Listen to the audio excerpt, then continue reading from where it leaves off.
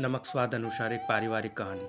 काजल को पता था कि अरुण से शादी करने के बाद उसे कभी भी वो सम्मान नहीं मिलेगा जो उसे मिलना चाहिए, लेकिन फिर भी वो अरुण से शादी करके उस घर में आई। अरुण ने काजल की हर ज़रूरत को पूरा किया, उसका पूरा ध्यान रखा, लेकिन उसको हमेशा किसी बात की कमी लगती थी।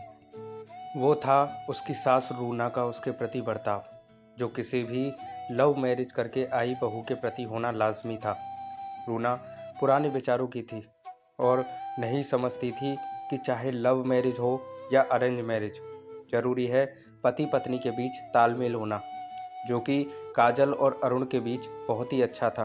दोनों एक दूसरे को बहुत अच्छे से समझते थे और ये सब रूना देखती भी थी और समझती भी थी, लेकिन कहीं ना कहीं अरुण का उनकी पसंद के खिलाफ शादी करना उन्हें भाता ही नहीं था। और यही वजह थी जो कभी काजल के साथ उनकी वो अंडरस्टैंडिंग नहीं बन पाई थी। रूना अपनी सहेली की बेटी से अरुण की शादी करवाना चाहती थी, पर ऐसा ना हो सका और अरुण ने काजल को चुन लिया। काजल जो भी खाना बनाती, रूना कभी उसमें नमक ज़्यादा तो कभी कम की शिकायत करके उसकी हमेशा आलोचना करती रहती थी। एक दिन रूना अपनी उसी सहेली के यहाँ सत्संग पर गई, जिसकी बेटी से वो अरुण की शादी करवाना चाहती थी।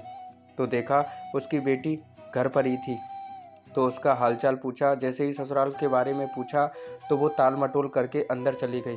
रूना को बहुत अजीब लगा, तो उसे शारदा जी से पता चला कि उसके ससुराल वाले हर वक्त उसके बनाए खाने की आलोचना करते थे, और खासकर उसकी सास।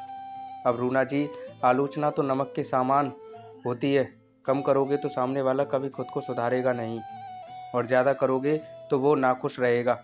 रूना जी को समझ आ गया था कि उन्हें क्या करना है।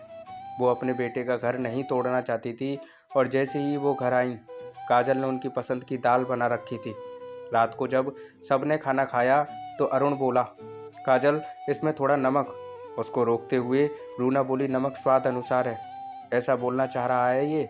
काजल और अरुण ने हैरानी से एक दूसरे की तरफ देखा, और रूना जी चुपचाप अपनी दाल की कटोरी खत्म करने में लगी हुई थी और मन ही मन अपनी गलती सुधारने पर खुश थी। तो दोस्तों, सास बहू की ये कहानी आपको कैसी लगी कमेंट में बताइएगा, और क्या सास का ऐसा करना सही है ये भी बताइएगा। और कहानी अच्छी लगी तो लाइक शेयर जरूर कीजिएगा, और चैनल पर नए हैं तो सब्सक्राइब कर लीजिएगा। थैंक यू दोस्तों।